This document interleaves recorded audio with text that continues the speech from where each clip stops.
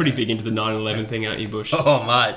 Just because my last name's Bush. Yeah, I was going to say that. Like your namesake. You keep getting blamed for 9/11. Yeah, it just keeps coming up, yeah. 1/4 of Americans think I did it, so... Is that right? 1/4? According to South Park, taking the piss out of Americans, like 1/4 of Americans believes 9/11's a conspiracy. It's a good episode. Bush did it. Yeah. Actually, when you say it like that, it's not really that amazing a stat. I know tons of people who are pretty open to the idea that it was a pretty thing. I mean, it was probably not a route we want to go down on this episode. But, the reason I bring it up is one thing that one topic that you don't really hear too much about is footy conspiracies.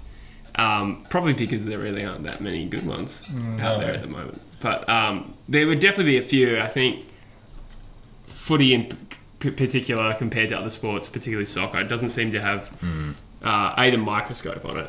But how soccer is rife with match fixing and stuff corruption like that. because it's grand scale, there's a lot more money coming into it. Even basketball, you see a lot of conspiracy theories and stuff involving basketball. With draft lottery, because the NBA, the lottery is like a probability thing, and they reckon they rig it for certain teams to win the number one pick certain years. I reckon the conspiracy thing's really taken off big time in like the last 10 years since like the media has really focused in on not just games, like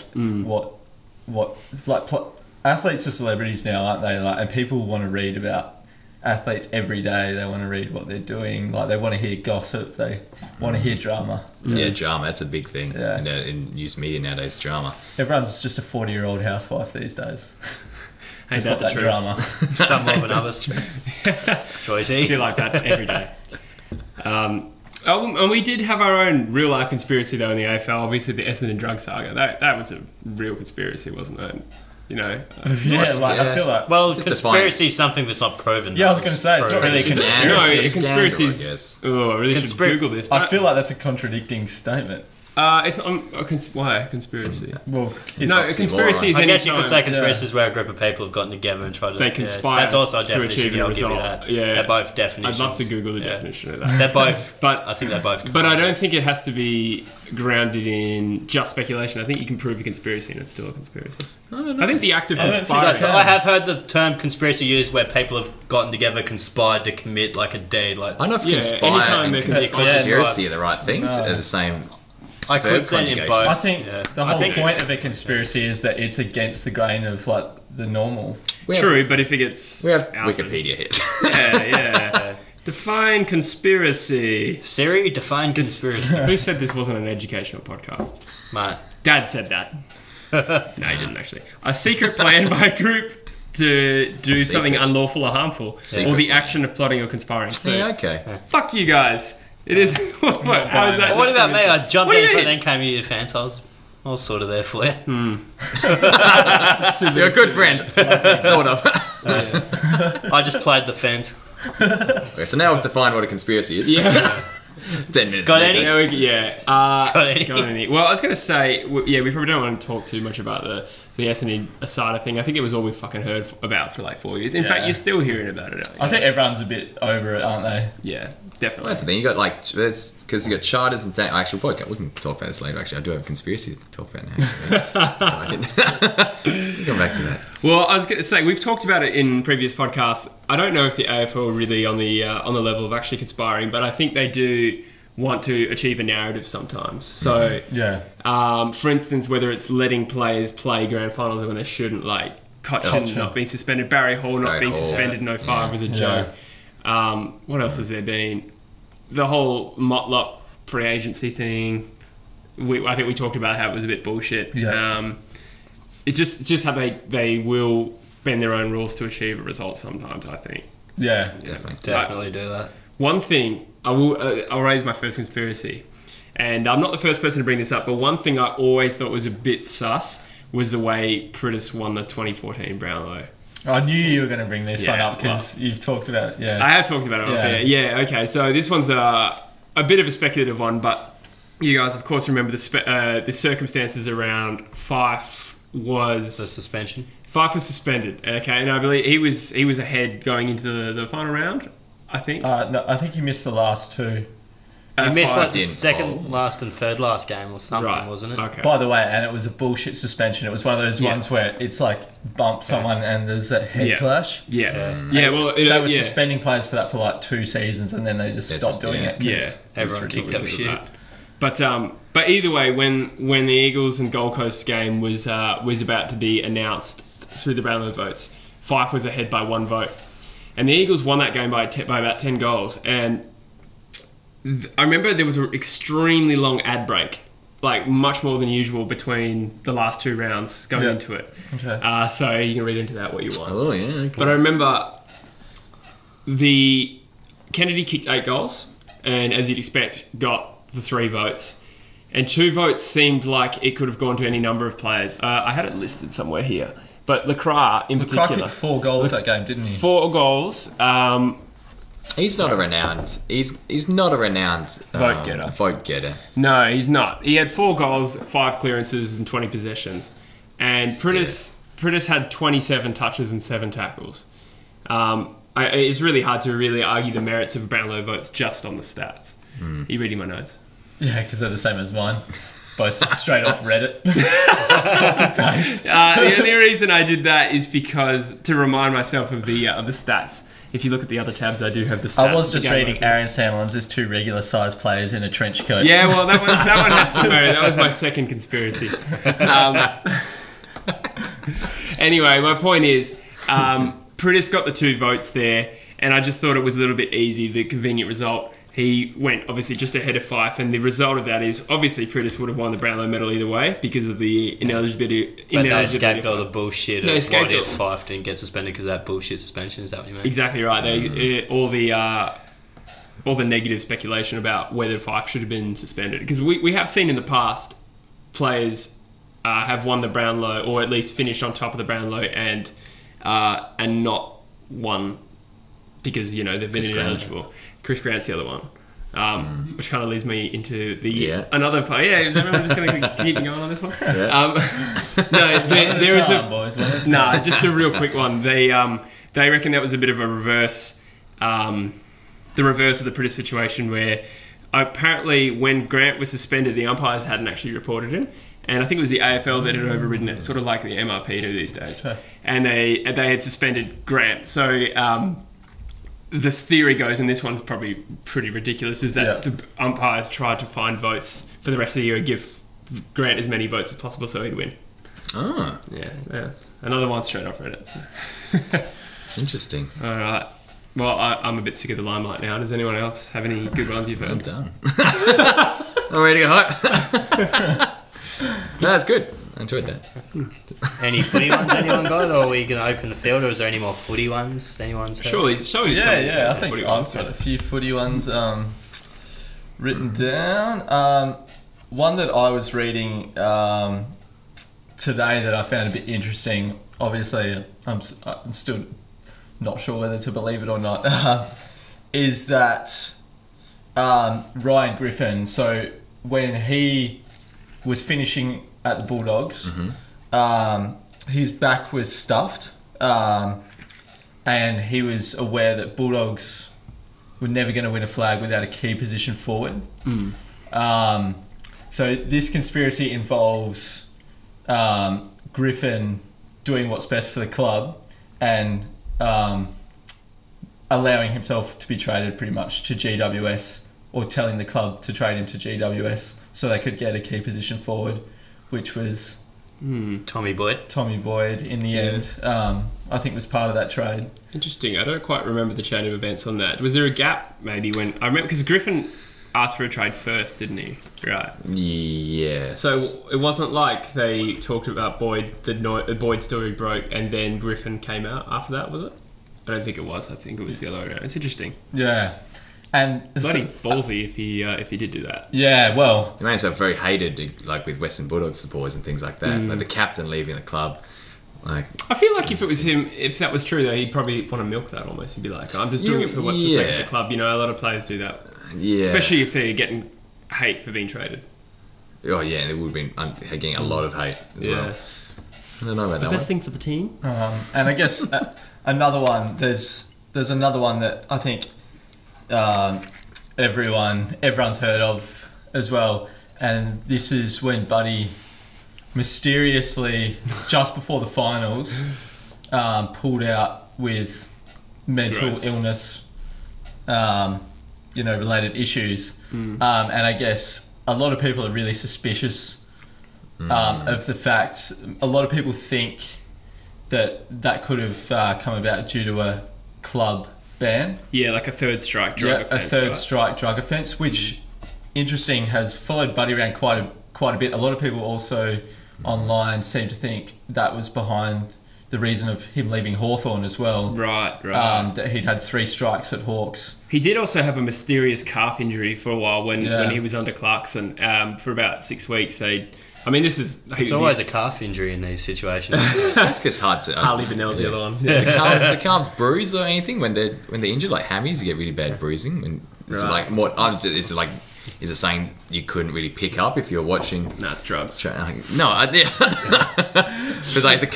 it's calling it a calf issue. Is that a way to disguise? I used to get tight calves, and you wouldn't really see they'd just be really bunched up and always just get really sore. And it'd be hard to determine if you're watching. Yeah. Calf injuries are a bugger. They do end careers. Like Xavier Ellis was one who was plagued with it. Anyway, tangent. Yeah. What were we talking about? Buddy, mysterious injury. Yeah, this would be another example of what we're talking about with the AFL bending their own rules to try and achieve a result that's good for them. Narrative. Yeah, yep. Exactly right. So for them, obviously, it's about not banning the best key forward in the game. Exactly. Which you would. If there was any truth to that, would be so hypocritical after the whole Ben Cousins thing. Yeah. When they're like, we're going to make an example out of you. And there's this other guy we'll just sweep this under the rug. Yeah. That's completely plausible, though, I reckon. Interestingly, there's also a very similar rumour about Arsenal player Jack Wilshere, who's known as a bit of a party boy. Right. So he missed a year. This year gone, or no? This is a couple of years ago. He's had fuckloads of injuries, but a lot of people think he was out for a year due to an FA ban for being caught with drugs in his system, and obviously just swept under the rug because he was another one. He's a bit of a golden boy. He's supposed to be they called him the next Gerrard, next Lampard. He's That's true. An English up and coming English captain. I think he was seen as. Probably not anymore. But yeah, 2 similar ones. Yeah. I've got another one very similar to that about Michael Jordan, actually. Do you know how Michael Jordan retired for 2 years to play baseball? Yeah. Apparently this was right around the time he got done for gambling losses and lost millions of dollars. Yeah. The league had told him to stop gambling, so there was potential for the league to suspend him, but apparently there's a big rumour there's a backdoor deal between Jordan and for Michael Jordan to go retire for 2 years until it all blew over. That's a very. It's hard for me to speculate about NBA because obviously I don't follow it at all. I feel like in AFL it's such a plausible thing because, as I said, I feel like the AFL really are very image conscious. Obviously, NBA is 10 times worse than the AFL when it comes to their image. And I reckon these industries are just full of snakes as well. Definitely. But there's another NBA one even where, because there's the draft lottery. There's where the teams that don't make the playoffs get assigned a percentage based on their record or whatever. Chicago Bulls were a 0.3% chance of something some ridiculously low statistic of getting the number 1 pick. They got the number 1 pick that year. They took Derrick Rose, who was a hometown boy from Chicago, who had just won the college won the college basketball championship, become a sweetheart in the March Madness tournament. Yeah. So they probably might have rigged that so the hometown boy could go to Chicago. So to be clear, they had a 0.13 chance, did you say? They had a 0.0 something like that. Of getting the pick 1. Yeah. And the pick 1 favourite happened to be this homegrown kid. Yeah, the homegrown kid who had just become the national darling in the March Madness basketball tournament, which is the college basketball tournament. Yeah. The last chance people get to look at all these kids before they're drafted. Yeah. He made a bit of a hero of himself. Why do you think they would have done that? So the hometown boy could go to Chicago and rebuild the broken franchise and be the next star since Michael Jordan. Were they struggling, were they? Sorry, it's a flying cockroach. Anyway, it's bigger and better every episode. Yeah. Making his schedule appearance. It's going to be a dinosaur. They're mutating, so they've grown wings. Next week they'll be joining us on the podcast. Even with LeBron, I don't think Cleveland were the favourites to get the number 1 pick. Yeah, they took LeBron. Wow. Yeah. That happens a lot in the NBA. Yeah. That's interesting. Yeah. That's another thing. With another thing with the Buddy story. There was when there's speculation that he was going to be traded. He was going in his last season, but there was so many rumors of GWS. Yeah. And I think there was an AFL led directive to really get him to the new GWS team as like their marquee kind of player. Yeah. And then he ended up going to Sydney, which apparently no one had any idea about that. Everyone thought it was GWS. I think it wasn't until the story broke Pretty that much he had been until traded. Is when anyone actually had any idea. Yeah, and apparently the Mike Fitzpatrick, I think was the AFL CEO at the time, was really pissed off. It wasn't a trade, it was free agency, wasn't it, buddy? Yeah, I think because they got. I remember Hawthorn getting the compo pick and only being pick 19, and everyone just picked up shit because James Frawley's a lot shitter, and Melbourne got pick 3 or whatever. Yeah, and that's right. At the time, we were pissed, but looking back, I think thank fuck he didn't go to GWS. Like, imagine how they'd be amazing with Buddy Franklin. I know Sydney are really good as well, but that being said, I mean, I agree with your point, but if we already know that GWS are bleeding players due to salary cap, imagine if they had to pay an extra $1 million a year to Buddy. Well, it might actually have a different effect on them. True. They would have probably had to lose Devon Smith and who was that? Jeremy Kelly Cameron. even. Kelly, yeah. Yeah, well, Kelly exactly well. right. It could have cost them like Josh Kelly. Yeah, because they had to choose between Devon Smith and Josh Kelly, I think. But I mean, they couldn't afford Devon to keep Smith's both, like, so of course they're choosing Kelly. Devon Smith's alright, but They got a pick 11 for him. yeah, Yeah, that was ridiculous. Yeah. they did. He's like. He was a fringe player for them. He wasn't in the best 22. Yeah. So But to he's get a rated. pick 11. Yeah. He still him is seems pretty- rated for some reason. No, he's all right. Yeah. But Pick 11 is generous. pick 11's pretty generous, I reckon. Yeah. Yeah. Yeah, but then I think that's another example of your AFL. They're really trying to push him. It's really trying to look after their own interests in having teams. With Gary Ablett, I think that's probably something they put a lot of time into as well. And probably really try to push as well, getting Gary Ablett to the Gold Coast and probably a lot of things. And getting him back, Then getting back to Geelong, But I think a lot of it is they probably put in lots of ambassador roles and ambassador kind of deals with a lot of these players to out of salary cap things like Nanui. He does a lot of things in ambassador roles to the AFL. Judd was the same when he went to Carlton. And that was a bit sus as well, wasn't it? He got the big Visey recycling addition outside the salary cap, which is but maybe I did hear a conspiracy as well that the AFL told Ablett if he went to Gold Coast that they would make sure that they brought him back to Geelong one day before he retired as well, which I could see as being plausible in getting him up there in the first place. Yeah, he'd have to have been sure that he wanted to come back at 34.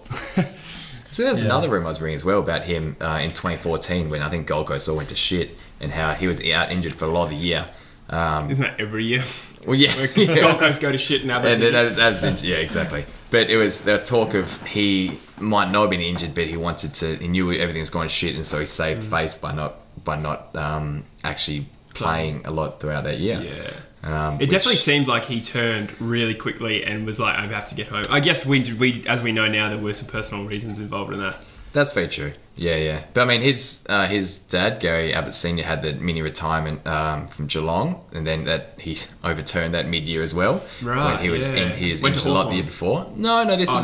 He missed I think the first 12 weeks of the 1991 season because he retired because he was injured and didn't think his form was going too well and didn't think team was going too well, and so he retired for 12 weeks and then got convinced to start playing again for him. Interesting. So there's a bit of form there in the genes. Big front runners. Not going so bad now. I'm back in it, boys. They're not the most normal family going around. Yeah, Definitely not. Yeah. Actually, that's another conspiracy. I probably won't talk too much about it because I don't know what happened about it. Not conspiracy, but the whole scandal with the Ablett Senior. Oh yeah. You obviously know about Yeah. that. Yeah. Probably won't talk too much. Yeah, I was trying to think if should we discuss that or not. Yeah, I don't know, but I'm just saying it was one of those real pretty dark scandals. Obviously, It's just a strange family, but like they're such amazing, one of probably the greatest footballing family in the AFL. Ever, and to get surely. and to get to They're that, both contenders for greats of all time. So. and Nathan Ablett was also an excellent player as well. But to get to like that stage, I guess I don't know. You have to be, I don't know, like professional. That's a bit weird. Yeah, you have to be weird. A professional like sportsman to give the pinnacle of your game and things, and you have to be a bit self-obsessed, I'm sure, self-absorbed. Yeah. And really buy into your own hype a bit, I guess. Even Nathan Ablett, I've heard some stories about him. I heard he left the 2011 grand final at like half time because his mate wanted him to play in 5-side basketball. Yeah. Oh, yeah. Wait, I remember reading he wasn't a something player at Geelong, was he? No. He was watching the game. Right. He was watching his brother play. Yeah. No, or maybe it was 2009. He was watching his brother play. Would have been 09, yeah. And yeah, got a call from a mate saying, "Oh, I need an extra number for a basketball game," and he left the game to go play basketball. Is that confirmed? No, it's just one of those like things you hear, right? One of those stories. Odd family. Ball is life. Fucking hell. I would never leave the grand final. Speaking of ball, unless I was at the 2015 grand final, which I was. Would you? Spent a lot of money and a lot of time getting to it. Yeah, no. It's a good trip. Good drive. Good trip. Not so much the trip. No. Because I was going to say, speaking of basketball, I've got quite an interesting conspiracy theory. I probably will do it. Straight back to basketball. This one goes beyond basketball. This one's very interesting. This one goes into the fabric. Like I'll probably do it time and space. It will. Let me go through it. Literally, like bloody Yao Ming. Do you know Yao Ming, the Chinese basketball sensation? Literally, they reckon he was created by like the Chinese government. Like, bear with me. It's not literally like in a test tube or nothing, but literally like this Schwarzenegger, Danny DeVito twin scenario. Oh mate, it's more like literally in the 1970s, exactly like the Chinese government became obsessed with like winning like Olympic gold medals in like the big ball sports, which is soccer, like volleyball and basketball, volleyball, soccer. Sure, yeah, those top three. The big ball sports. Yeah, but literally, they literally had a policy where if a girl was going to be over 5'11" tall, 180 centimeters, or if a bloke was going to be over 2 meters, they were literally like taken and put into like Chinese basketball camps. This is like an actual thing. It's like a confirmed program. Wow. Right. Yeah. That seems so like oriental. Like so in like the 70s, fierce. And literally, like you know what I mean. There's a policy for that to happen. Literally, I recommend it's a policy. And then beyond that, they would arrange marriages, like literally between the people in these programs. So Yao Ming's dad was like the tallest guy in Shanghai's program, and his mum was the tallest woman. So they pretty much married them together. They produced Yao Ming, who was like one of the biggest babies ever recorded. So literally, from the second he was born, they were like making him train 6 days a week from like a ridiculously young age. Right. Wait. Sorry. Where does this stop being speculation, or when does it? Well, it's all sort of. There's like. So we know for a fact that there was this program where the parents would arrange their marriage. We know that they were actually the two tallest men and women. Okay. In Shanghai's basketball program. And that was arranged marriage? Yeah, it was pretty much, Do we know that, though? Yeah. Okay. I'm just trying to get a feel for the full video. Like, I'll say who the full video is at the end, if it does it more justice than I'm probably doing it so far, but No.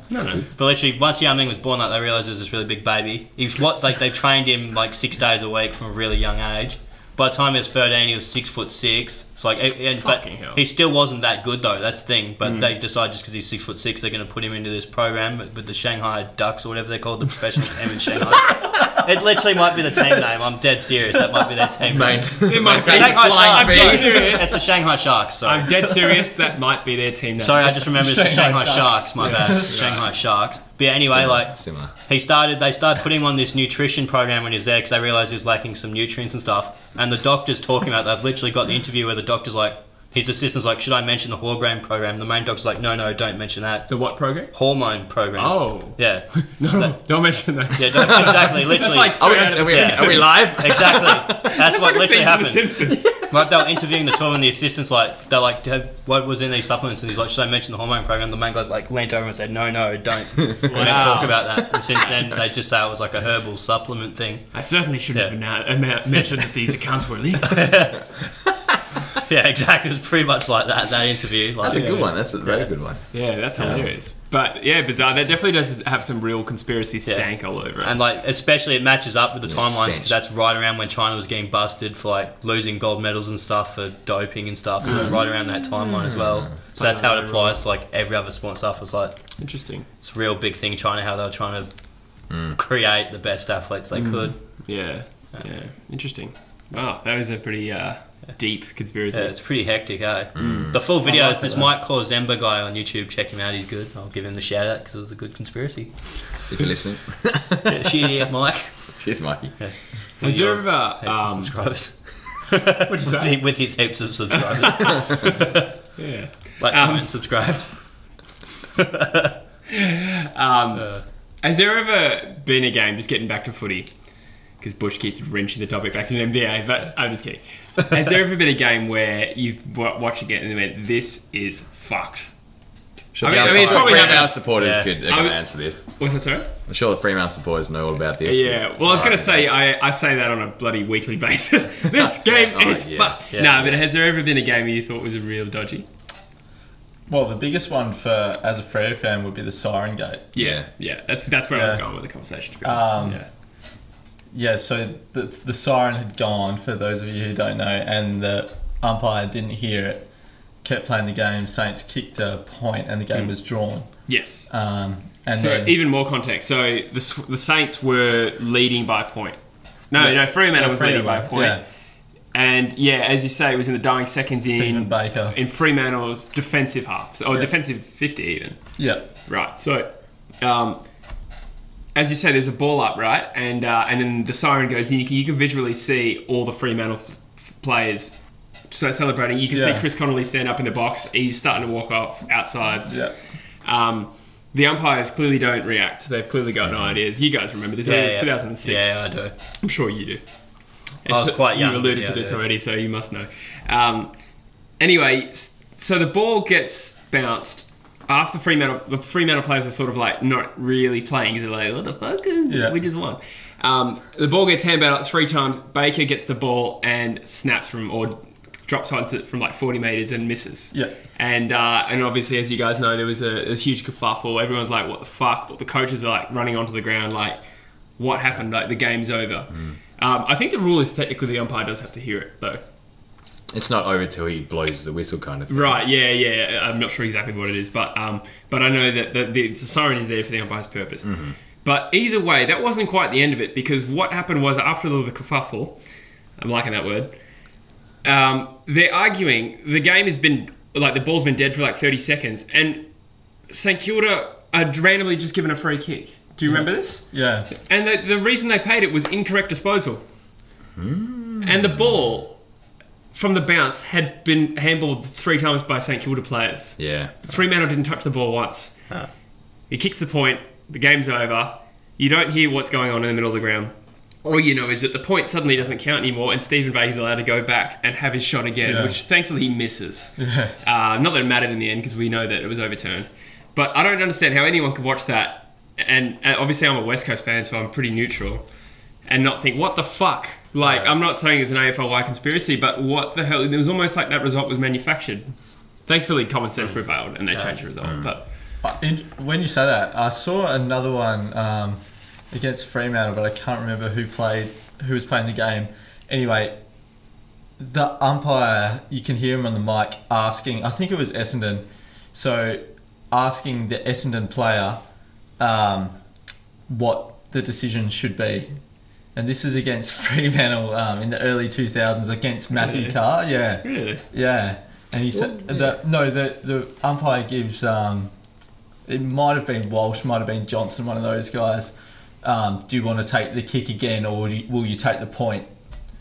Yeah. So, well, that's because there's rumours about after Signgate they overheard on the umpire's mic where he said, now I finally get to be part of a victory or something like that. Yes, I was going to bring that up actually. But who was it? Sorry, that said it? Do we know? I thought that was the adjudicating umpire in... It was. There was a game. I thought that was Signgate. I thought that's what that was. No, it wasn't Signgate, I'm pretty sure. Confused. To be confirmed, I'm pretty sure... Oh, God, if that was Signgate, that would be really dodgy, wouldn't it? Yeah. No, I think the rumour that goes is someone overheard the umpire say that on a plane. It was a journalist. Ah, okay. Yeah, a journalist claimed to have heard it, which was sus. And I think he got in trouble, but they never clarified what he meant. So, I think he said, now I know what a victory feels like, or something like that, which is very stanky. Yeah. Yeah, it's a bit of stench on that one. Yeah, definitely. Real stench on that one. Real whiff of conspiracy. That's the thing, because there's... who was the umpire that was at... I think... Was it Dean Cox was his best man, or he was best man at Dean Cox's wedding? One of the umpires... Margetts? It could be Margetts, or it could be... It might have been Margetts. It was a WA umpire. Razor Ray? No, it was a WA umpire. WA umpire is really well known. I think he was retired now, but he was real good friends with a lot of Eagles players. And I remember hearing about it. Could be Margetts. I remember. Margetts gets complained about for Isn't he married to a sister of an eagle or something? Yeah, There's an umpire married to a sister of an eagle, I think. Yeah, right. A bit of stank on that. Facts. A bit of stank on I that. said I think. I don't know. Well, I don't know. I Surely if it's an hearing umpire something. that's got like a... if he's a WA-based umpire and he's got a conflict of interest, surely that's been investigated or something. How about the guy, remember that last year with the Hawthorn game where they got all those free kicks and it turned out the umpire's Facebook page, his cover photo was the Hawthorn colours. I didn't even hear about that. Yeah, they got pushed under the carpet pretty quickly. But yeah, that was that's the whole issue about free kick Hawthorn and everything. And still found because free kick Hawthorn. Who was it I thought that was against? just because they always got free kicks. Well, which they did. Yeah, interesting. Bastards. Yeah. But yeah, that was, I swear it was last year, maybe the season before. They had this cover photo and there's a big issue about having umpires that support teams. Should they be allowed to? They shouldn't be allowed to. But then is it whose job is it to enforce that? Do the umpires say, "Look, my team is Hawthorn"? Or they get asked during the process and they lie and say, "No, I'm partial and whatever," but sure, umpires, as every human, would get caught up in a game if it was the team that you're supporting had favoritism towards that was playing in the game. I think you can always work on the assumption that everyone's going to have a team as well. It's hard to ask someone to be neutral. If you're an AFL, you obviously have a love for the sport, and then that means you're not going to just love every team. You're going to have a preference towards. It's like being a Jedi. You can't just like. It's exactly like being a Jedi. You can't just drop all your prior interests. You know what I mean? Yeah, like how Anakin fell in love with Padme before he formally got signed up.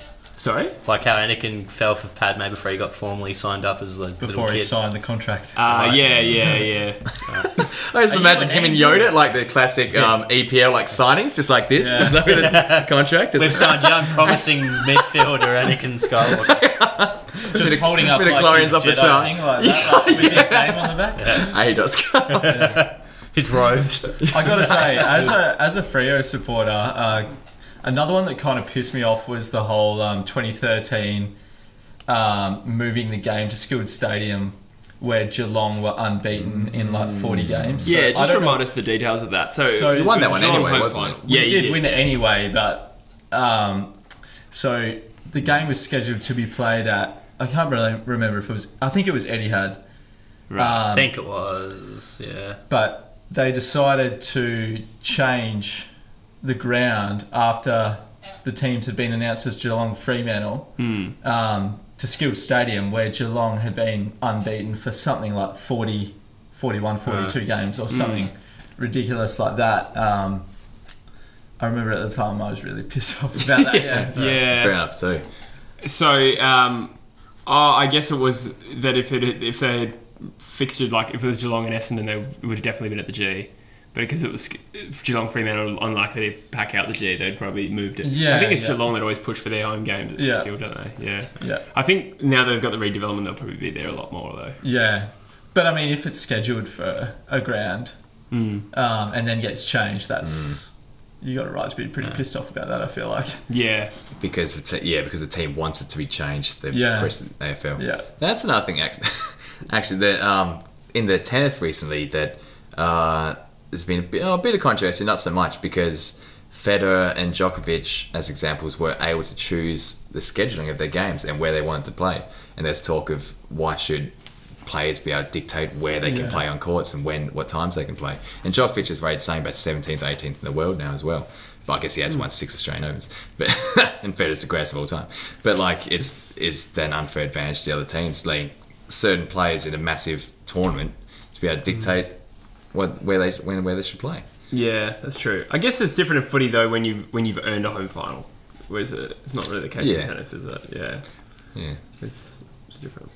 And those are the names that... You shut that down pretty quickly, Jess. No. I'm comparing. I'm saying... I'm reinforcing your point. I'm just saying how it's different to AFL. We're all friends here. Tennis is... And moving on. Conspiracies, though, tennis is one where there's always a lot of controversy about people taking dives in smaller tournaments and stuff for bribes from underworld type figures and stuff. That's one you hear a bit with tennis. That explain all the freaking bets I've lost on tennis over the years. God.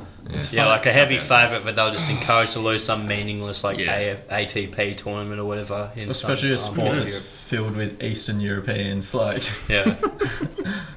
Well, what are you saying? Enjoys him, what? I'm saying they're lovely people. Czech Republic is known for its transparency. It's funny you speak of underworld figures, because I've got another bit of a conspiracy involving underworld figures, and this is from the Premier League this time. So I'm not sure if you guys remember, but I think I don't remember quite the year, maybe 2008, 2009, 2007. 2006. Steven Gerrard was really strongly linked with a move to Chelsea. If you listened to all the media at the time, you would think it was a done deal. Like, personal terms agreed. Obviously, Liverpool didn't want to sell because he was a local boy, but marquee player, champion of the game. It was pretty certain he was champion of the game. I don't know. That's a bit hard. From our perspective, he was Liverpool champion. That's what I meant. Okay, Liverpool. Yeah. Let's not get into that. What did you say? I'll leave it with you. Liverpool champion of the game. All right, I'll leave it with you. He was. Everyone had sort of resigned to the fact that he was going to Chelsea,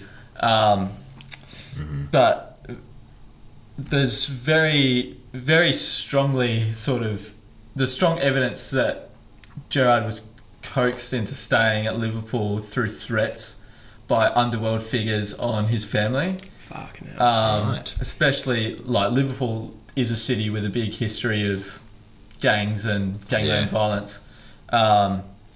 There's also, I mean, Gerrard's got a few funny things, bit similar to Ben Cousins, where Gerrard gave a character reference to for a prominent underworld figure in court after he'd assaulted some guy in like a nightclub, and he went in court and told them how good this guy was and how he's a legend and all this stuff. And the guy got off. He's a fucking legend, mate. He didn't punch shit. So there's a lot of very strong links between him and interesting. Sport and underworld figures. I guess sport and money. Well, it reminded me a bit of, I guess, the Ben Cousins whole John Kizon thing. There was a lot of rumours about him and Mickey Gardner, hanging out with some boys they shouldn't be. In the basement at Metro City. Like Alan Didak and stuff, when he had a gun. Wasn't he he's in the car with one of the mob figures shooting a gun out the window? There was something to do with the drive-by. And Travis Cloak got his house shot up. It was with that as well. What the hell? While he was at Collingwood. Angry Collingwood. That was the whole, I guess the Rat Pack they called them. Yeah. You can definitely see why Buckley was pretty desperate to get that sorted out. Good players though. Yeah. That's the thing. I guess it just shows like where money's involved, and so much money is involved in sports, so much betting, money coming that way. It's just so open for corruption, isn't it? And like that's the thing. Like if you, especially in betting, you always hear follow the money and things like that, and especially in watching odds go down and what people were betting on what, and especially in racehorses and things like that. And there's got to be some kind of, you think people have to know from somewhere. Like a lot of these, if you follow that, where a lot of people putting a lot of large bets on, you think they've got some kind of security or assurance from somewhere. Yeah, I think that's probably where a lot of, I guess, where's it going with this? I guess they're like conspiracies start from. And I see what you're saying though. It's a good point about the people who put on like 200 grand on someone to win a game in the last 10 minutes or something, before betting markets close and things like that. And I guess, one more football one I was reading about was, I don't know if you guys have heard about the Brazilian Ronaldo incident before the 1998 World Cup. So France won the World Cup that year, and pretty much this is 100% backed up. Brazilian Ronaldo, best player during that period of time. A lot of people say best player of all time. Had a seizure in the Brazil dressing rooms about an hour and a half before the game. Is extremely sick, and apparently in front of all his teammates were like absolutely distraught. But he was forced to play, and apparently coaxed into playing by coaching staff and also by Nike. So this was, Nike had backed the Brazilian football team, and this was their first sort of real investment foray into nice word, into football. So there was a lot of talk that he was forced to play in that World Cup after he just had a seizure, being extremely sick, should have been in hospital.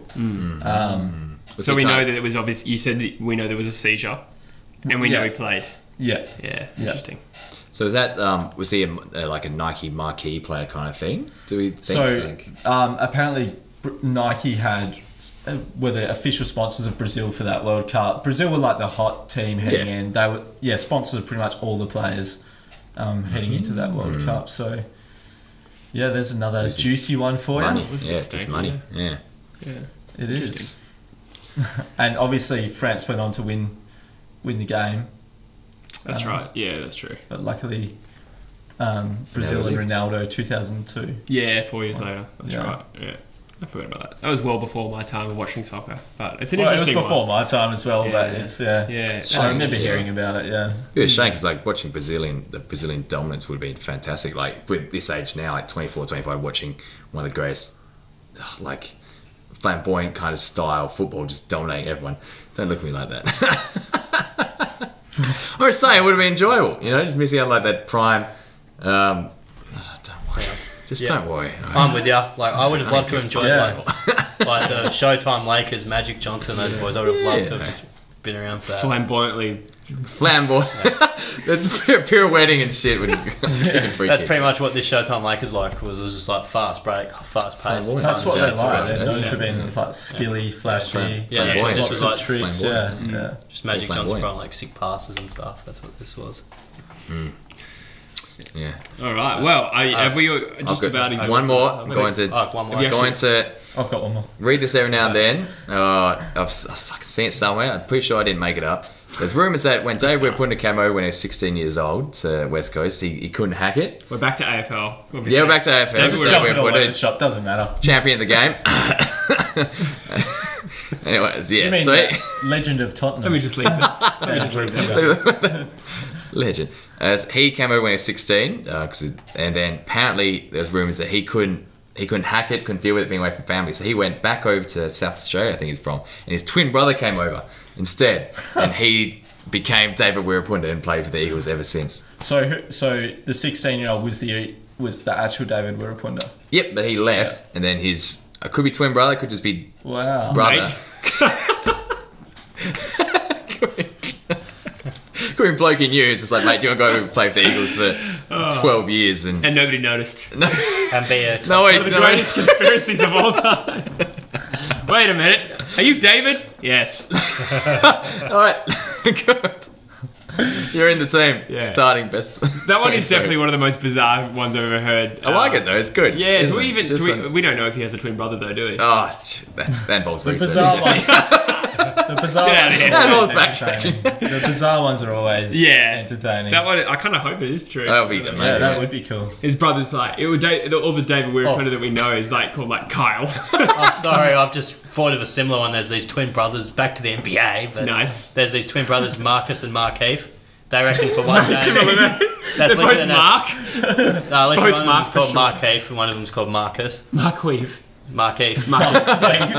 Yeah, but anyway, like they're like identical twins, and they like reckon one of them got injured in a playoff series, like he tweaked his ankle or something, and the other one played the next game. It's like that was bullshitty, probably right. Type one, but was the other one an actual player? Yeah, they're both legit NBA players. Team. One went pick 13, one went pick 14 in the draft. For different teams. Yeah. Okay. Wow. And they've been all over the place. They even played together at one stage. Jesus. Yeah. So there's a conspiracy for one of them suited up for the other team in the playoffs. Yeah, that would be a wild one. Yeah, exactly. That's very wild. If you're a twin, you get pissed off at that stuff. Yeah. Sure, like be like, oh, do you ever switch places with your brother? Yeah. Yes. Yes, I do. When I fuck his wife. Where are we going? I'm sure that. Joycey. Yeah, you had one more, didn't you? Yeah. One more, then maybe a quick break. Check the technology, etc. Well, that means he has to poop. Yeah, I'm gonna go out on a limb on this last one and say it's 100% true and 100% gonna happen. And it's another football one. It's that Neymar has gone to PSG to facilitate a move to Real Madrid. So orchestrate. For those of you, orchestrate. Yeah, good word. Works as well. I said walk us through it. I said orchestrate. Orchestrate. Yeah, they just corrected it. I was like, to facilitate a move to orchestrate. I said walk us through it.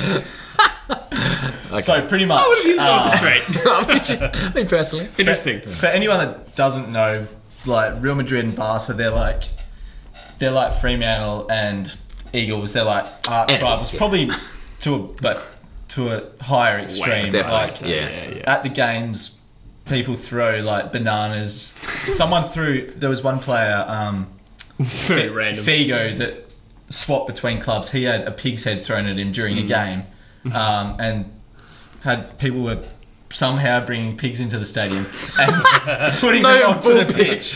Yes. What do you got under your shirt there? I'm pregnant. You're a guy. So yeah, this is seen as a big no-no by a lot of the fans. I mean, who really gives a fuck at the end of the day? But it is a pretty strong gesture for a fucking pig's head. I was probably a bit busy when I heard the rumours Ballantyne wanted to go to Eagles, but yeah, continue. Same scale. Yeah. Like I said, for me. Anyway, legend of the game. I'll take a pig's head to the game if he goes. Probably not. Yeah, don't throw it bloody fucking hard too. Off the third tier of Optus Stadium. I don't want to get banned from the new stadium. So yeah, a lot of people think you can't move from one to the other. So he's gone to Paris, right, for 2 years. So. He can then go to Real Madrid and he's a lot of people see him as the Cristiano Ronaldo replacement. So what would be the motivation for that? I guess he may have just been a Real Madrid fan when he was younger. Because some of these, I think it's the thing is at Barca he's always going to be in Messi's shadow. Like Messi is probably when he retires is going to be the greatest of all time. If not him, Maradona. Ronaldo's been on the downhill for quite a while now, so I think if he goes to Real Madrid, he'll definitely be the marquee man at the biggest club in the world. It is a bit of a random switch, wasn't it, Paris, for Neymar? It's just so much. It was over 20 million euros, I think. I think it was 222. That's stupid money, isn't it? Yeah. So, so that's, I guess PSG could still stand a profit from that as well. Spending 200 on him, Real Madrid. The way transfers are going these days, it could be they could even profit by like 50 million or something. And plus get 2 years of him bringing in ticket sales and merch and all that. Yeah. Oh yeah, the sales they would have made in jerseys. Didn't they sell out his jerseys within minutes of it, like announcing or something? Yeah, they did. Tell me something they like did. That, yeah. Like you couldn't buy his the PSG Neymar jersey after like 20 minutes of him being signed. Exactly. So you reckon 100% sure? You reckon it's going to happen? Yeah, I reckon that's going to happen. Yeah, I'm going to go out on a limb and say that one's going to happen. Cool. Yeah. Nice. All right. Well, Busher, you needed to go squeeze one out, so we'll be back in a minute. Thanks. Brown snake. Busher is pleasurably depleted. Oh, mate. Selling me down the river here. All right, boys. So we're pretty much into February now. We may not get to do another podcast before the footy season starts, or at least until around that time. So we probably should start looking at the actual footy season. We started our podcast in September during the trade period, so we actually haven't done one about the footy season yet. So what are we thinking? First of all, sorry, just to interrupt whoever was about to start. Overall thoughts on the 2018 season so far. Yeah. What are your general thoughts, comments? Actually, I was going to say, what do people think about this AFLX innovation? Looks like a lame attempt to match the Big Bash. Yeah, I feel like it's definitely interesting call. It's going to be one of those ones you have to see to really pass judgment on. But it's definitely like I see it as like a product of like I don't know the AFL trying to be more commercial, like expand into international markets. Yeah. Do you think it's something they'll stick with? Like, I mean, now they've got to stick with it now, don't they? For for years, they can't just can after a year or two. Yeah, it's like just to clarify for many Indian viewers that I know we have, AFLX is basically a shortened version of AFL, playing on a smaller field with smaller players and revised rules, super goals. Smaller amount of players, not literally smaller. Yeah, no, that's one of the gimmicks. Yeah, football. Yeah, you have to be under 160 centimeters. So far, only Caleb Daniel qualifies, but.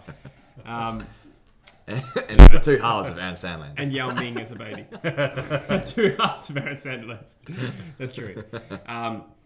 So yeah, as you say, it could be one of those things that's just very driven by commercial interests. You know, trying to move into. I think it is. Do you think though it is actually?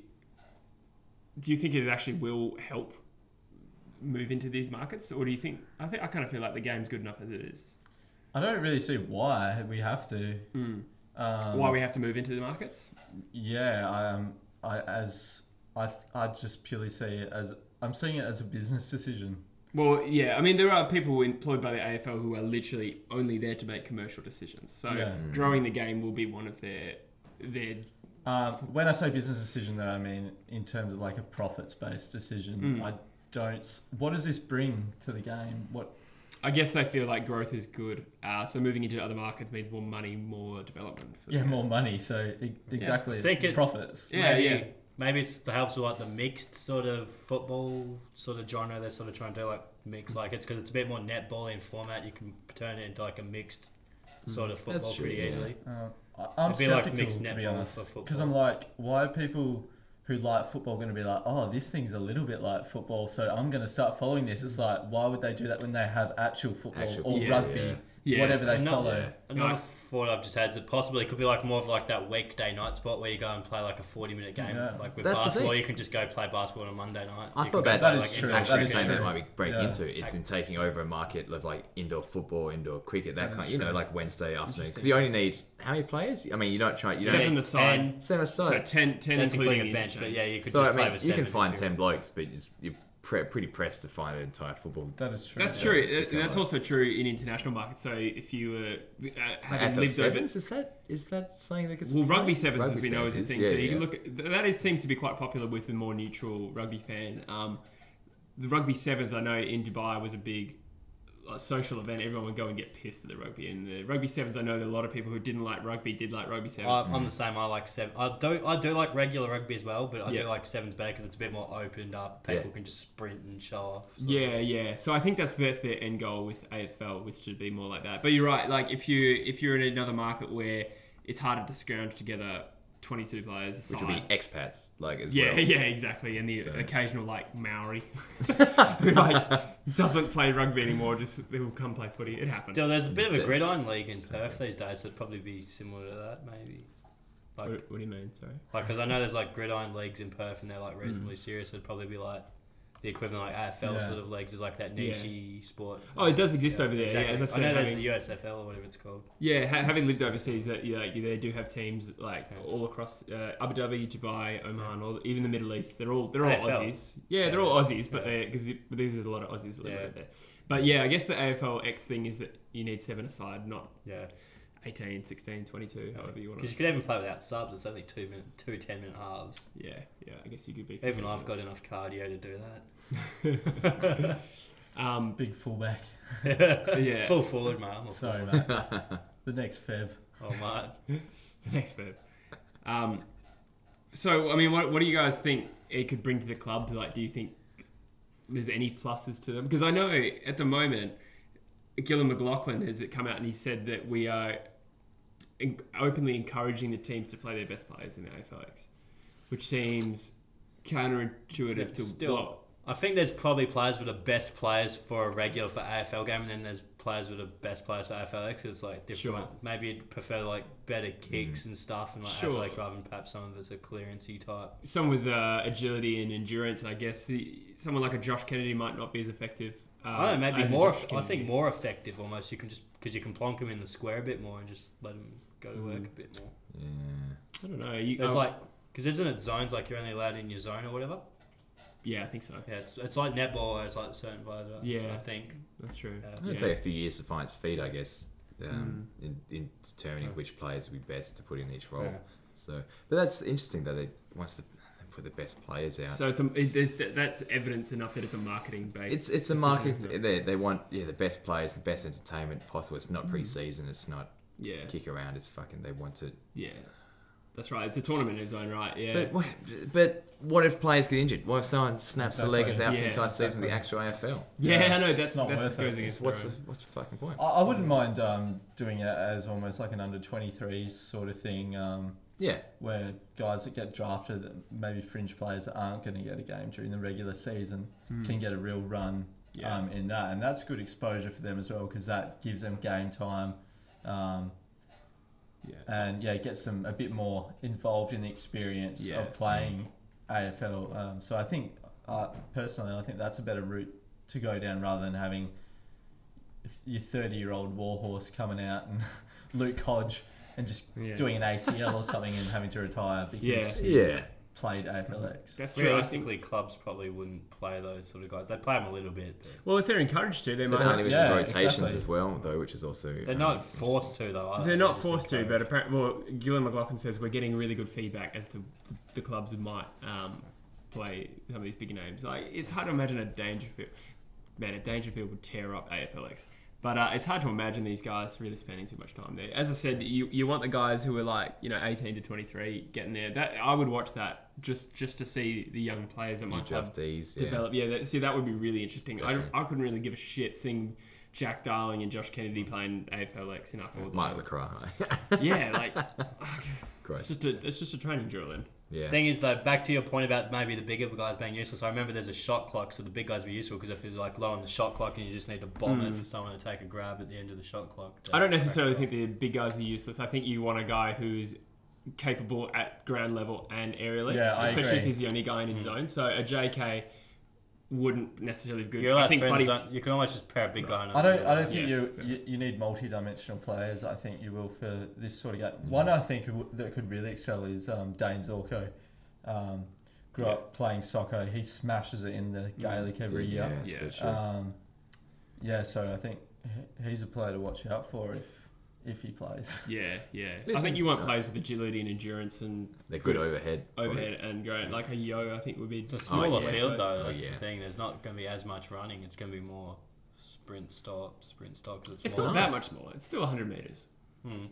Yeah, fair enough. Yeah, but I mean, you say smaller field, but there's also only 7 players. Is it like netball where you got to go into each third, or could you just get the fullback to launch a bloody 70-meter torp? There's 10-point goals for anything outside 40 metres. Yeah. But I think you're right. So you don't have to be within a certain thing, but I think the idea is that you're going to be closed off for space. Like you're not going to have the space to kick 10 points. That's why it's harder.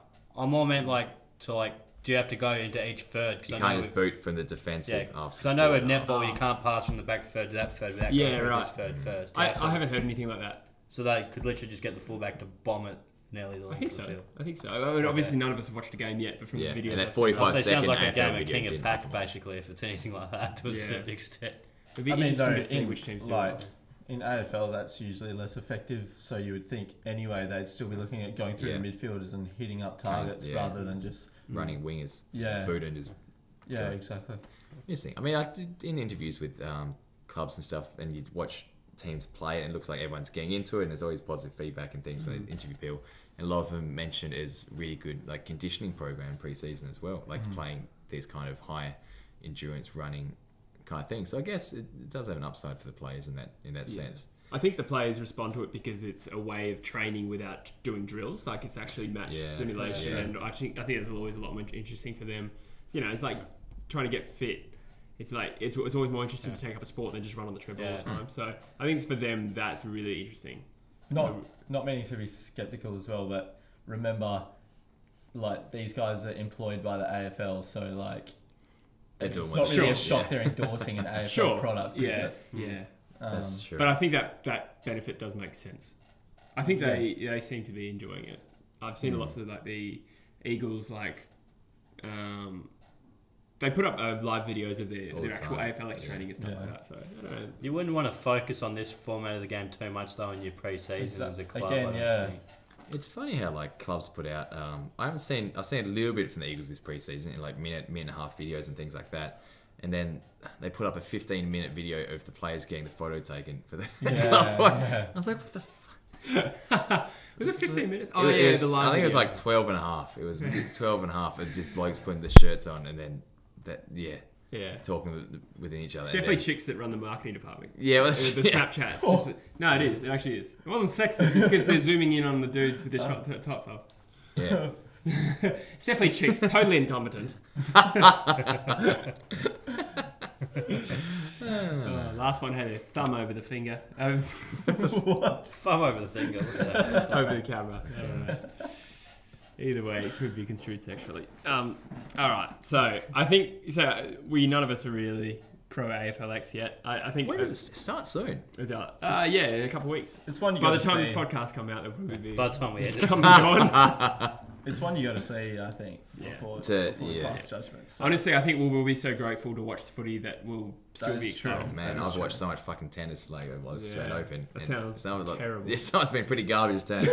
It's just like sport. I'd be like, watch it. It's on. The ODI series has been pretty eye-gouging. Yeah, we lost again tonight. Yeah. Probably the only good game out of the 5 today, but we won the last one. Yeah, I know. It was about 5 for 8, and we only just pissed that in. I mean, just pissed it in. But so there hasn't been many guys that have done well for us in this one day. Only Stoinis really. Finch. Yeah, Finch, exactly. Mitch Marsh hasn't been too bad. Yeah, and Marsh. He hasn't went on with a lot of his... No, I just keep... He hasn't kicked on a lot of his innings, has he? That's true. He made starts. 35, made starts, and it's just... But I mean, something's wrong when he's the rock of the batting order. Well, that's probably the issue. We haven't had anyone to actually kick on. Like anyone in the middle order, anyone from... Smith has been pretty underwhelming. Yeah, absolute garbage. And Warner, trash. Yeah. Head had like... I don't like him. He's a great mate. Come on. Yeah. He's a legend of the game. He is. Good bloke. Good bloke. Can't stand. Yeah. Well, punched Joe Root in the face. Like. Yeah, that's true. Yeah. Anyway, to keep in tone with this football podcast, we should probably move back to 2018 season. No straying out of the boundaries. Yeah, no straying out of the boundaries. Talking about a terrible one-day series.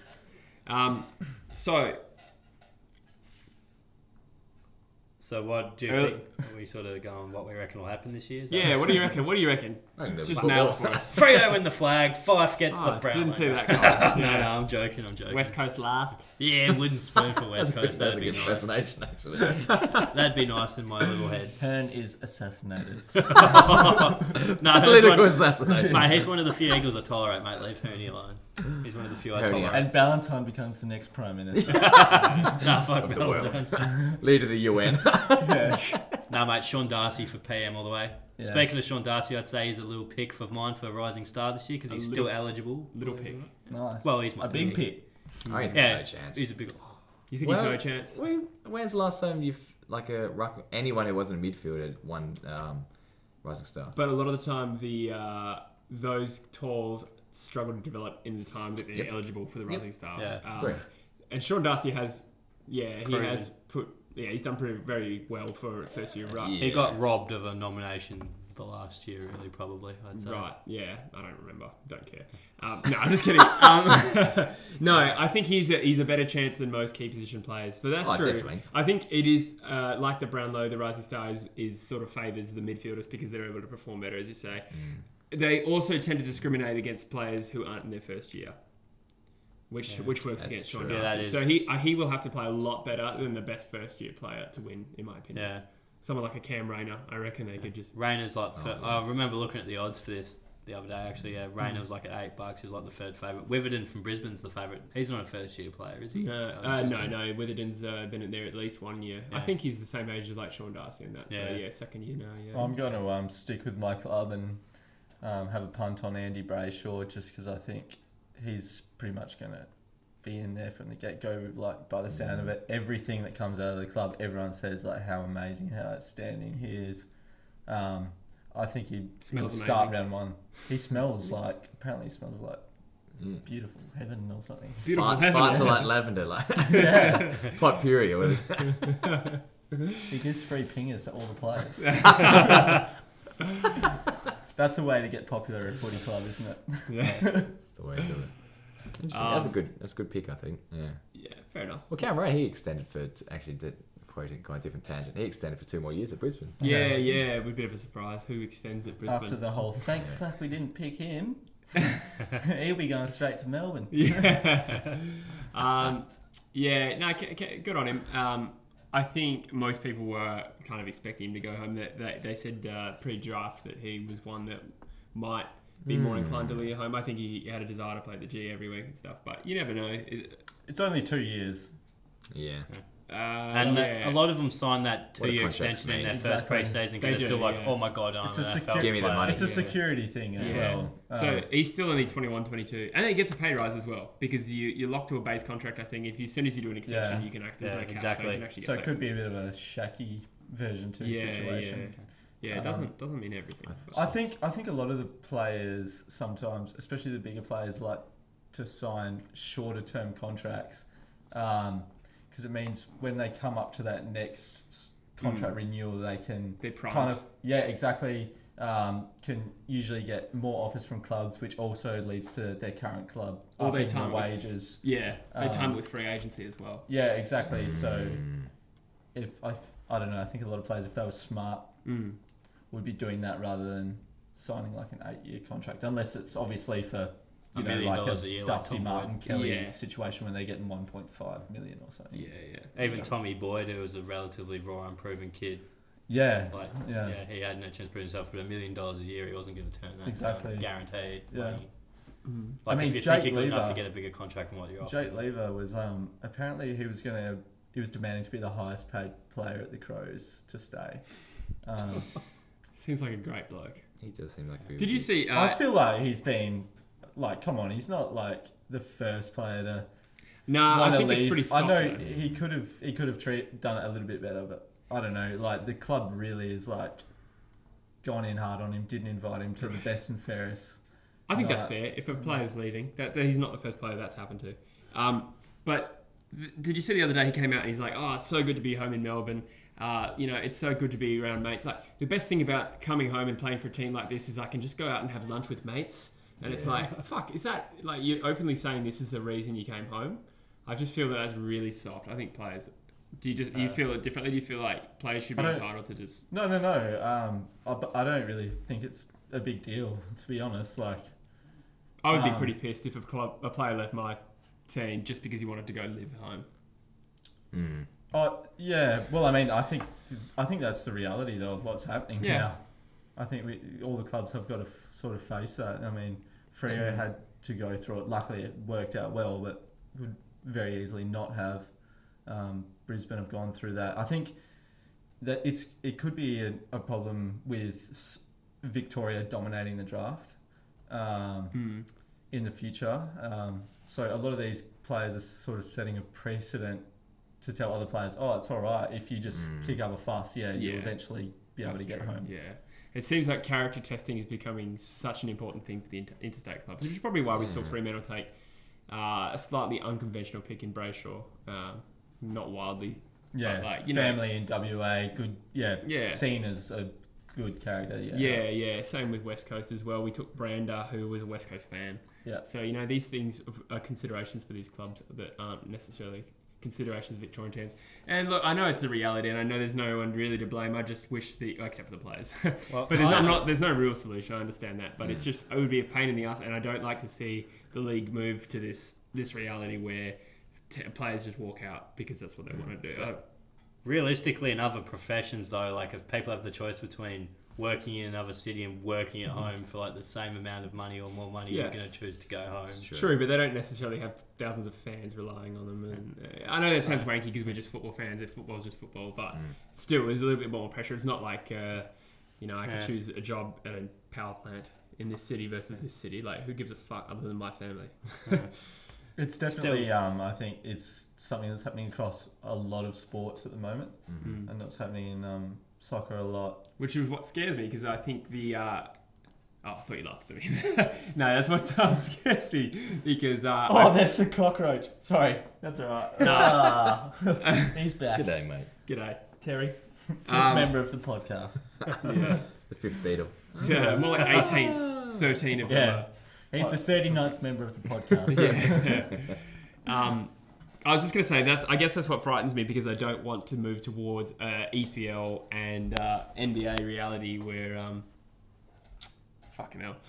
An EPL sort of NBA reality where players leave after contracts, or same with the IPL, even not that anyone really cares about the IPL. But I just like loyalty. I like thinking that when we recruit a player, it'll be for like 10 years. I guess that's one of the things about AFL that you feel like the loyalty to teams and the lack of people walking out and just going to play for other clubs. It's just I know that's one of the enjoyable things at AFL.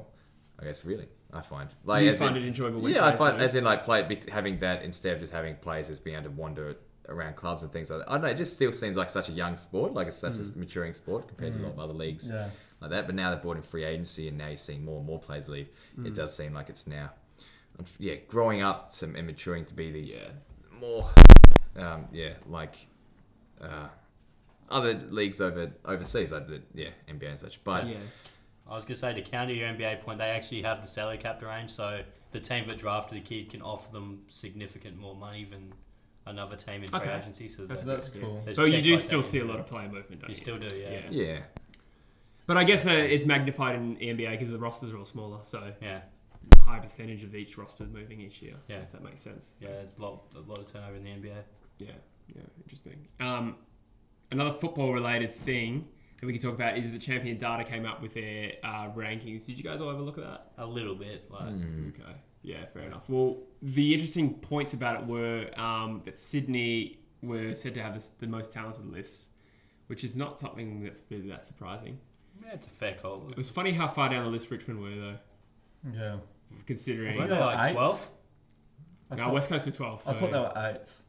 Right. Richmond. Yeah, I want to say pretty close to the middle anyway. Listen to Richmond's boys, like every single one of their players is elite in the competition. I mean, it's not a huge surprise, is it? I think we all knew they weren't the most talented list, apart barring 2 or 3 of the better players in the league. But your Dusties, your Answers, Cotchins. Yeah, it's interesting the way the stats have shown it.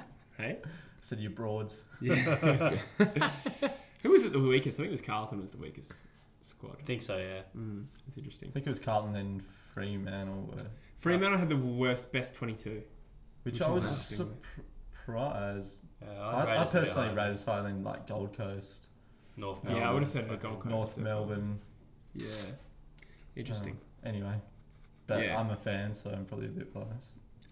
No, I think that's fair. On paper, Fremantle's best 22 versus the Gold Coast. Yeah. Particularly the Gold Coast have just lost Ablett. Like, they're my pick for the spoon. I just can't see him working for him this year. New coach as well, isn't it? Stewie G. Is this his first year? His first ever head coaching gig. Yeah. He's been a long-term assistant. He's been under some good head coaches, so he's got a good pedigree, but...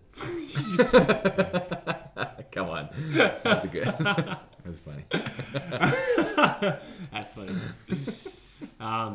All right, so I guess obviously there's not too much more to say about the upcoming season other than what do we think's happened? Any predicted headlines or anything like that? Things you expect to see this year? Who do we think is going to be the best team? I think we're going to see another season like the last two, in that there's not going to be a dominant team. It's going to be pretty close up the top of the ladder, I think. Yeah. I think it could be. We could see another sort of outlier club come through and win the premiership.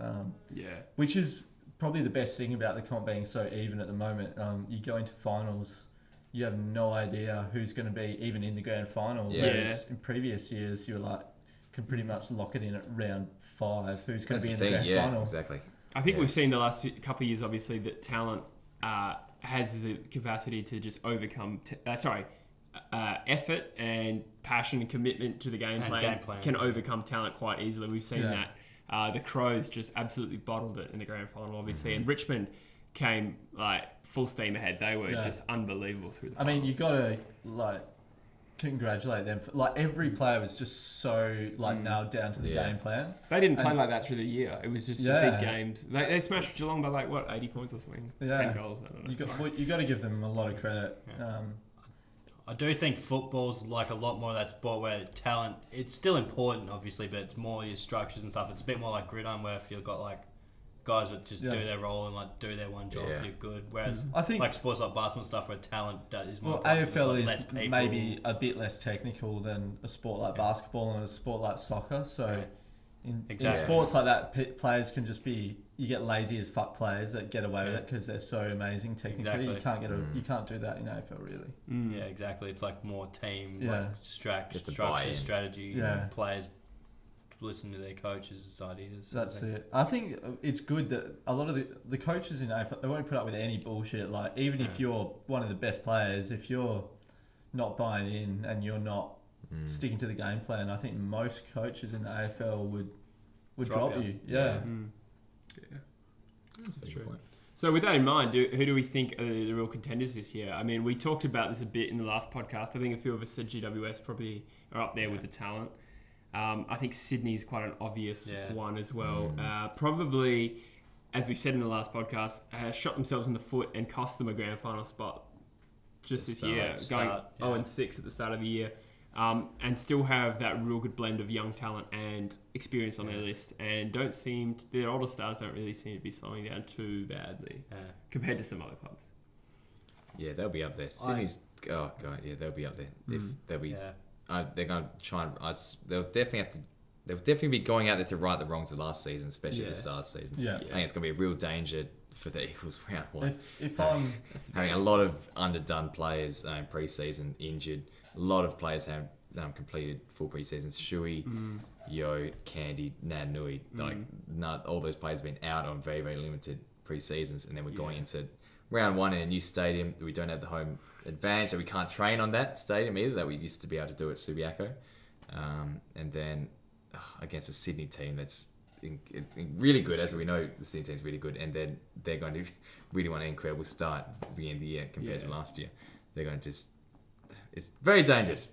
I think that you mentioned the players for the Eagles having poor pre-seasons. It really depends on the extent to which they're injured, obviously. Kennedy, I'm not worried about not having a huge fitness base. We saw him miss 6 weeks last year, or 5 weeks, pinging an Achilles or ankle injury, something like that. No, I don't think it was an Achilles in the end. I think it was pretty bad. He came out and kicked like multiple bags of 5, maybe 3 bags of 5 for the rest of the year, and was so close to winning the Coleman. I think he's one player who could just kill it off no fitness base. That's true. Yeah. Yo, maybe not so much. Shuey and Gaff, it remains to be seen. It depends Gaff, of course. on that. But Gaff, I think you made a good point though. Round one's going to be scary, and I think if we're not careful, we get blown out of the water. Yeah. So you boys are having Sydney up there? Yeah, not necessarily my favourite, but a top 2, I reckon. Very good chance. Very good chance, top 2. Yeah. I mean, off the top of my head, if I'm thinking of a top 4 right now, I'm thinking Sydney, GWS, not in order. Sydney, GWS, Adelaide, Geelong. Yep. 100%.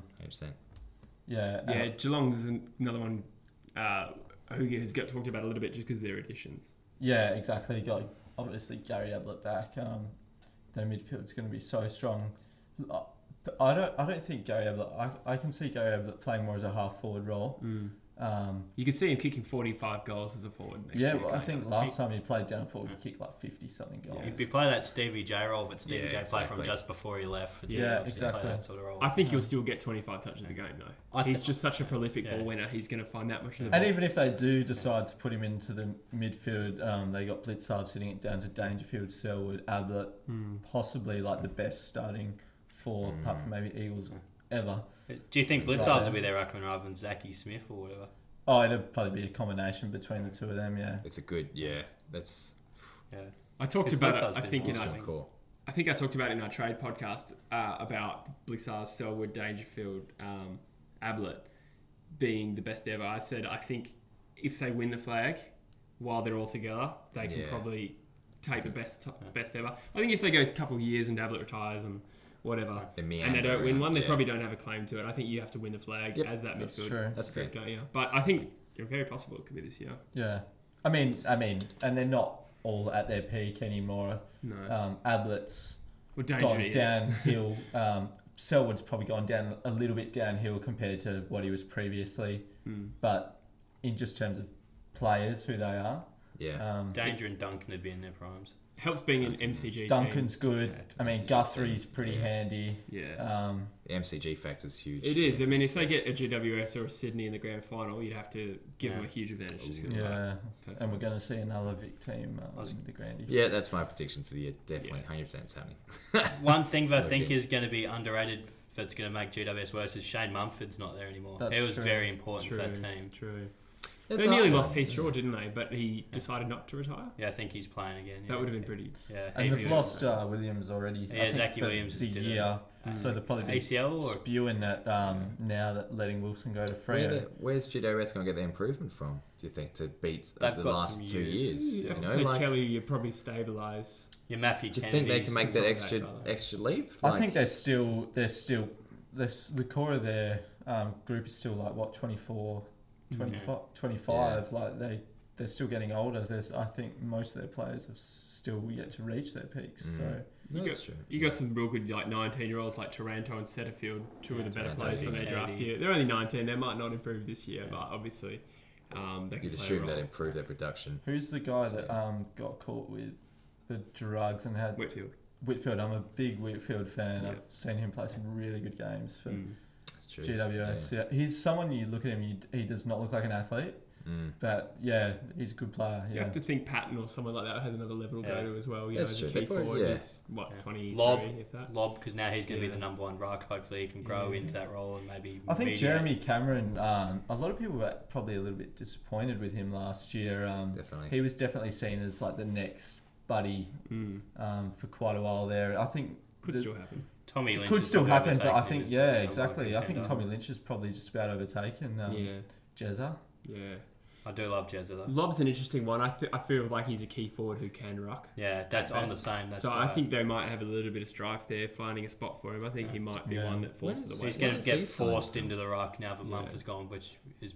He's pretty good as well. He's another tall, and Mumford was really good at what he did. He's more than handy though, Lob as well. To be fair, like he's a good player. I can see Freo going hard at him. So.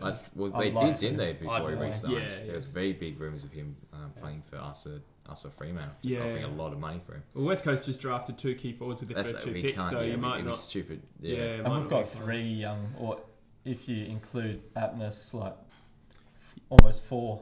You'd probably say Lob would be the best. I'd take Lob over anyone we've got right now. They're combined.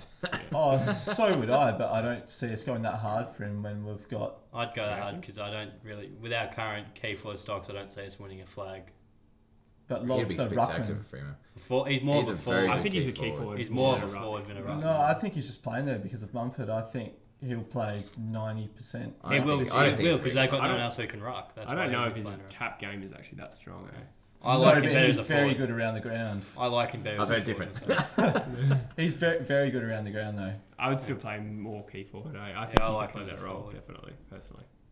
But we'll fight about it later. But top 4 material. GWS. Yeah. For me, I think they'll actually maybe just slide out for the expense of someone like Essendon. That's the thing. That's my dark horse. That's who dark horses. It will be an Essendon. Port, another darkie. I think Port are an obvious one because they just recruited a bunch of crabs. See, I don't. Still, they've got. I don't see like Rockcliffe. That's more depth. I don't really see it with Port, to be honest. No, a lot of people talking them up as. Some people saying they're flag favourites like that. It's ridiculous. It's easy to do that when a team recruits all these top up players. They did it happen with West Coast the other year, and I guess I didn't pick them for that though. I picked them for the guys that do have like Wingard, Gray. Fair enough.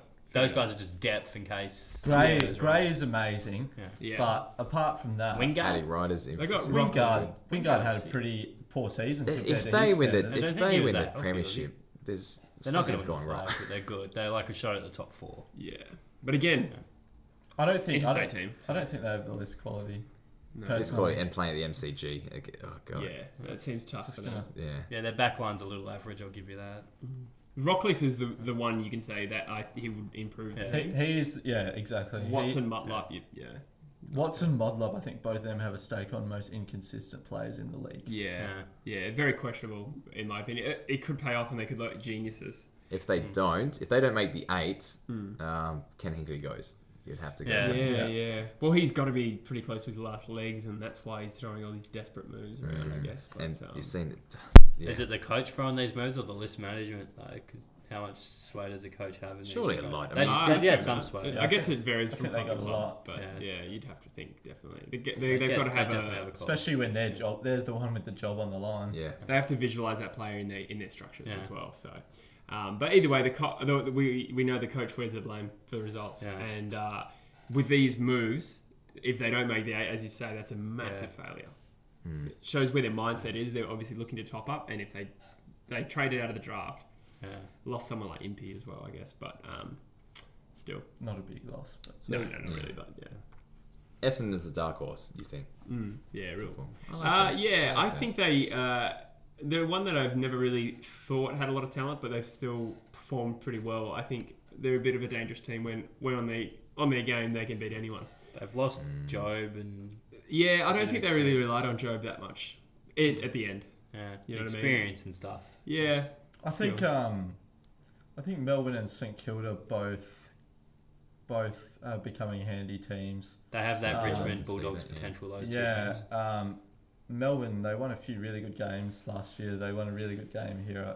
We saw it Subiaco against the Eagles. Yep. Although I got to say, there's something a bit weird going on with the culture of that club. Did you see how the players like revolted against doing the Christmas training camp? Yeah, some army camp or something. Kokoda, wasn't it? Kokoda or something. Because they thought it would be too physically demanding. Yeah, cause too many because injuries, apparently right? last year a few of the guys like collapsed. But like, if the head coach has said something, they appealed to the AFL Players Association. They're a bit experimental in Melbourne. I think in the past they did a paleo diet for the whole pre-season as well. Yeah. Which is a bit unconventional. It is. It's results are you think for you think for a club that's been pretty starved to success lately, they wouldn't be. You go back to basics that sorts of things. Yeah, that's true. For me, they're another team, and I guess Richmond is the opposite example of this. But I feel like they've got too many mental demons to really shoot up and just become a dominant force. Richmond? Melbourne. Oh, Melbourne. But Richmond are the reverse example of that, because Richmond are a team that were terrible in the finals and then obviously just blitzed this year. I think Melbourne need to take a little time to piece together. I think they're still got trauma. Melbourne and Saints are two I don't think will be top 4, but I think there's a good chance both of them could be top 8 teams. Right, yeah. No denying the talent. I think I agree with you, but yeah. Where did the Bulldogs win the flag from again? It was like 6th? 7th. Yeah, 6th. 7th, yeah. So that, like those Melbourne, St Kilda, they have the potential to be like that type of team, but just gets it right at the right time. Even Richmond are like that. Yeah, as exactly. well. Richmond. Exactly. The last two teams like that.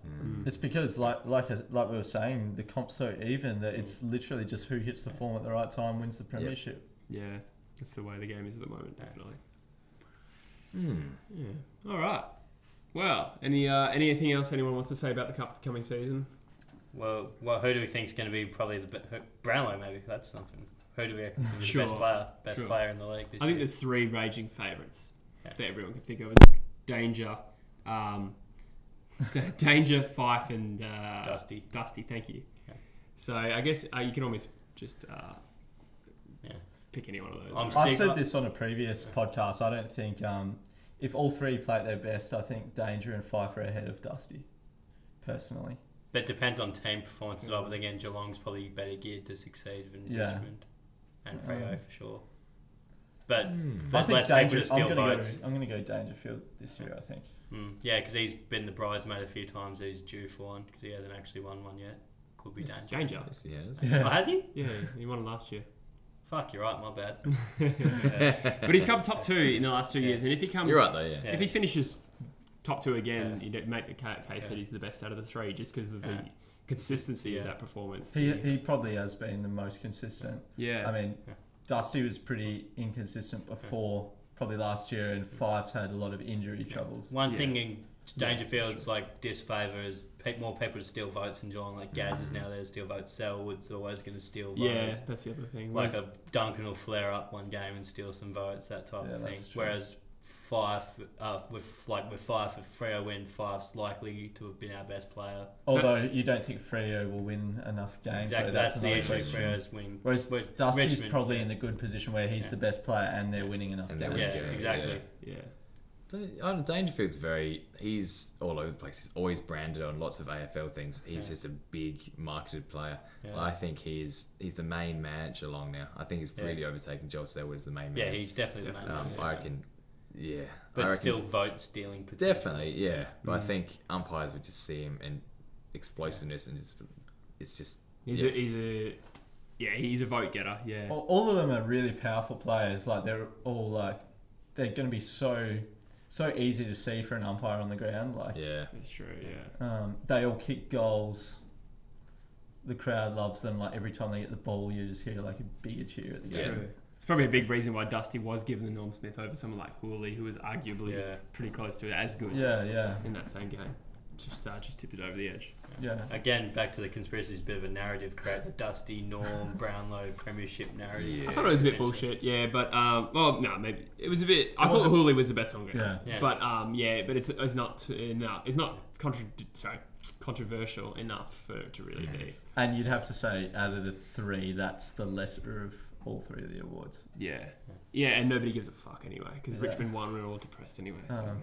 We all hate it. All of us. Speak for the entire AFL community. Are we doing Bushwhacked? All right. Yeah. Are we? Are we doing it? Yeah, go for it, mate. Well, all right. All right. So this week we're going to Introduce do a little segment, and it's called Bushwhacked. So Bushby's going to give us a lowdown on a rant he's got for the week. All right. Well, first off, Bushwhacked. I'd like to say, Joyce, you stitched me out with this idea, put me on the camera by myself. It wasn't my idea. I'm not that much of an attention-seeking whore, but anyway. You've been talking about it every episode, mate. Well, I am an attention-seeking whore, but anyway. Well, I sort of like with the NBA, because I've mentioned the NBA a fair bit throughout the podcast so far, so I'm going to have to go back there quickly a little bit to set up this idea. But recently they've changed the format of the All-Star game, where there's the two leading vote getters, because the fans vote for the starters. The two leading vote getters are the two captains of teams, and they draft the rest of the players selected for the game.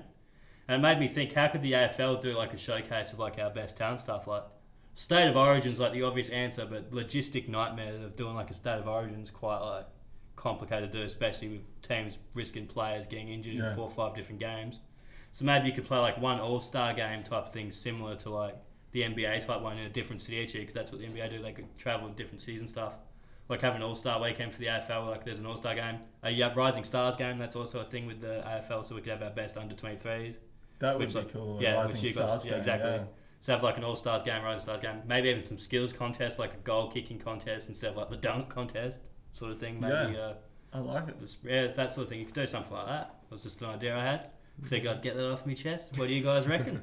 Great first edition of Bushwhacked. Yeah. I think we'll make that an ongoing thing. Yeah, I think it's a good idea, especially like showing, especially the goal kicking and stuff like that. I think that's a really cool idea. Again, I guess the injury thing comes with the All-Star. Yeah. But even with the NBA one, it's a bit more of an exhibition. Like the guys just show off skills. It'd be more like a EJ Whitney type game, except with guys that are still fit. It'd be something like that. Each side should get to bring one player out of retirement. Or you could even do something like a retired player as a captain for each team, rather than have like the vote. All stars can get Kappa. Have like Fev, like because he's still a guy that can still play, but even though he's like retired stuff, could have Fev as a captain, like a John O'Brien or. We'll take Ben Cousins. Yeah, Benny Cousins, exactly. That'd be.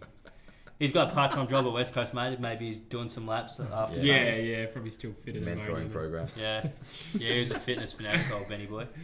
Yeah, I bet you he could probably run further than all of us combined, even if he hadn't done any fitness for like 2 years. Yeah. Bloody oath. Absolutely. Well, even celebrity game, because that's another one. That'd be a cool one. AFL celebrity game. Jackman drop punt. Strawny. I'd love to see Carl Stefanovic take a massive hanger. Yeah. Lisa Wilkinson. Carrie Bickmore. Waleed Allen. Yeah. And they could even make a whole weekend of it. Waleed like during one of the bye weeks, because that'd be the perfect time to do it. It's like a mid-season bye thing during the bye. Like players congregate on the city for 1 week in the middle of the 2 or 3 bye weeks or whatever. Yeah. Make one bye week a full bye week rather than this staggered thing we do at the moment. Yeah. And just make it the one full week. Everyone goes to the city wherever it is, like Melbourne, Perth, Adelaide, whatever. Like there's a lot of charity shit that goes on during the week in the town where all the players are interacting with kids and all that nice stuff. So you could do a full thing like the NBA All-Star Weekend, but the AFL All-Star Weekend. You're talking about being put on the spot, but it seems like you put a lot of thought into this. Joyce just stitched me up. Well, I didn't want to be like the special hero that gets his own rant segment. I bet you would just sent me up to rant about fucking cyclists or something like that. Fucking cyclists. Speaking of cyclists. Bitch about cyclists or whatever. I do bitch about cyclists. Yeah, I think everyone that's not a cyclist bitches about cyclists. Yeah, like we're wearing fucks.